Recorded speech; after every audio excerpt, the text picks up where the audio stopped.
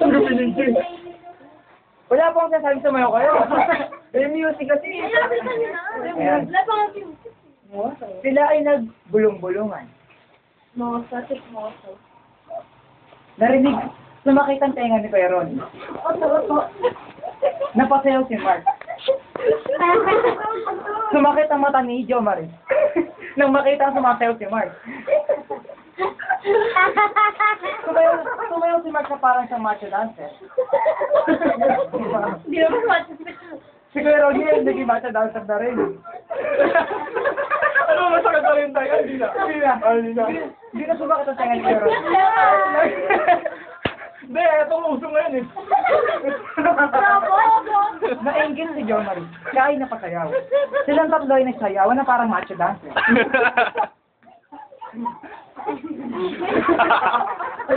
Wala pa ka rin macho mo. Nainggit si Ron. Nagsayaw sila nagsayaw. Puro gano'n. Ayan. Pagkasayang sila ay nanahimik. Tinignan ng bawat isa. Nakitigan si Kuya Ronnie at si Mark. Nang mata sa mata. Si Jo Maria ay pumagitna sa dalawa.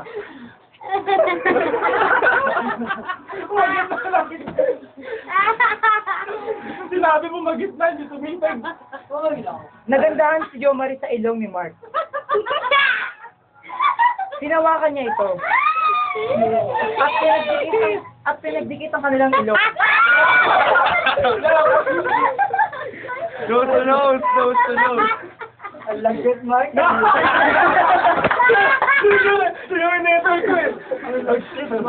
Nabigla si Kuya Ronnie sa naganap. Hindi siya makapaniwala. Kaya siya ay sumama na rin. Naglagkita na sila. Naamoy nila ang isa't isa. Nagsilayo nila isa't isa.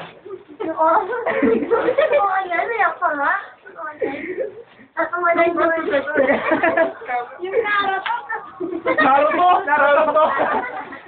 Nakita ko na, dali. Sabay-sabay. Tinakpan nila ang kanilang ilong. Pati na rin ang kanilang tenga. Pati na rin ang kanilang mata. Pati na rin ang kanilang bibig.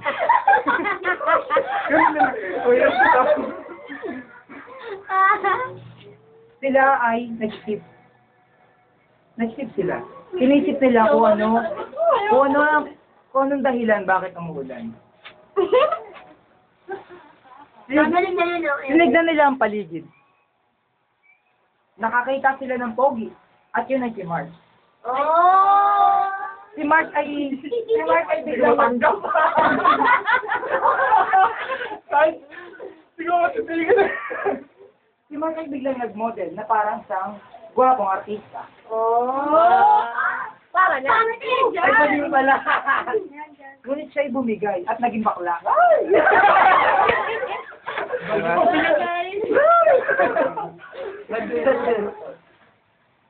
Mamaya-maya ay nag-usap ang dalawa, si Ronnie at si Jo Marie. Tinignan nila si Mark at nakatingin ng hindi maganda sa kanya. Para bang galit na galit. Makaya ka rin, Mark. Mamaya-maya ay lumapit si Kuya Ronnie kay Mark. Tinitigan sa mata. Naglapit ang kanilang mukha. Nagtitigan na parang mayroong sinisiyasat sa isa't isa. Dinadalumat at... Ang lalim mo. Alam ko na, nasiyasat. Kapon yun eh. Tapos, nagtaka si Jo Marie kung anong ginagawa nila. Kaya siya'y lumapit sa kadalawa. Tinignan ng dalawa. Tatawa si Mark. Tumawa, Mark. Mamaya-maya ay nalungkot si Mark. Nalungkot sa'yo na. Nalungkot si Mark. Pagkat si Kuya Ronnie ay tawa ng tawa. Si Jo Marie naman ay nainis. Si Jo Marie naman ay nainis. Dahil hindi niya maintindihan ang nangyayari. Si Mark ay patuloy na nalulungkot. Nalulungkot hanggang sa nagalit.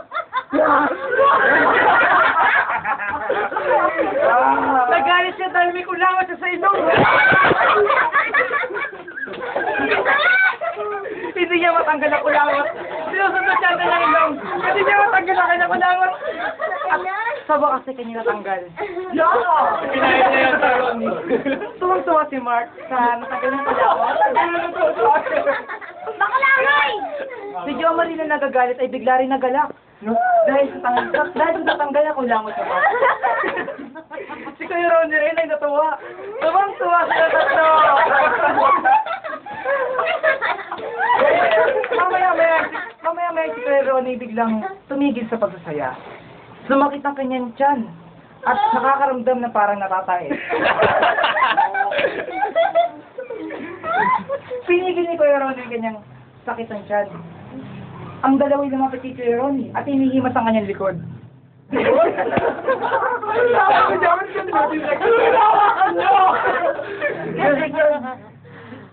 Sino-comfort nila si Kuya Ronnie para hindi sumakit ang kanyang tiyan. Ngunit si Kuya Ronnie ay biglang napautot. Ang dalawa ay lumayo. Lumayo sila ng lumayo. Lumayo ng lumayo. Lumayo ng lumayo. Hindi makalabas.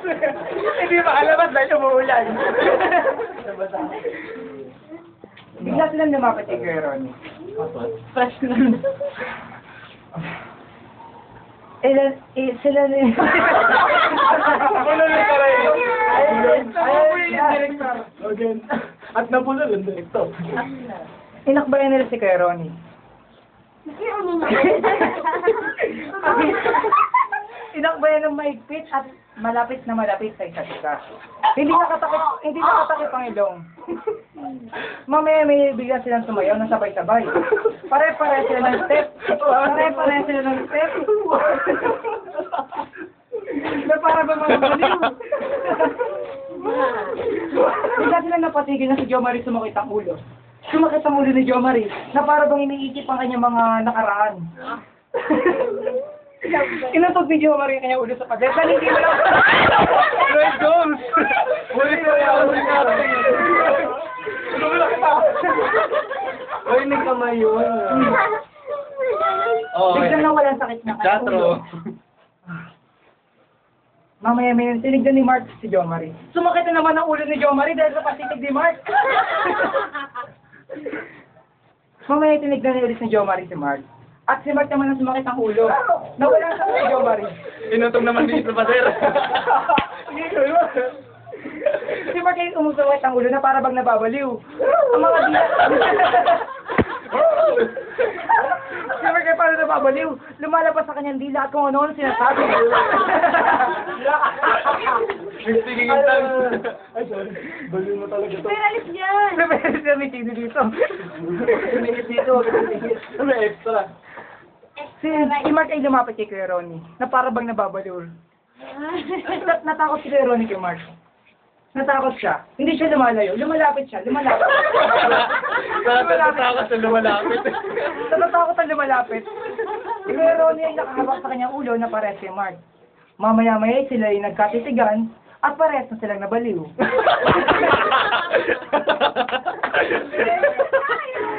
Si Jo Marie nagtaka. Nagtaka sa kanilang ginagawa. Natakot, lumapit sa dalawa, tinignan ng dalawa, at humawak sa ulo. At siya rin ay nabalik. Ay, ko na yun. Tignan na tayo. Mamilig na. Yeah. Okay. Okay na? Okay na? Hindi mo ba matatapos sa kabay? Teka lang, Yan. Next naman, girls. next naman. Leo, parang gusto na mo ba yung magbalik? Okay naman. Ano yung memory card mo? 2 gig? Okay, hindi pa rin na. Pagka sila humawak sa ulo, sila'y umupo nang hindi nakaupo sa pader, ay sa lapag. Sila'y umupo. Parang nakatayo. Sila parang nakatayo. Oo, yan. Sila pinagdikit nilang kanilang kamay. Nalabas na. Pinagdikit nilang kanilang kamay. Pati ang part. Pati ang kanilang ulo. Pati ang kanilang ulo. At sila'y nalalangin. Yan ang napagkasunan. Pagkatapos nilang may team, matayin sila nalalangin. Sila'y nalalangin na may team at binadalumat ang kanilang panalangin. Naman yung word na yan. Lumot mo na naman kami. Mamaya-maya sila'y nagkaulirat. At sila'y tumayo. Sinakas ang kanilang kamay. Dalawang kamay at tumalon talon. Mare! Pakiramdam nila sila Himalaya na sa kanila pagkabaliw. At sila sinigaw na, mabuhay! Mabuhay! At doon po nagkatapos ang...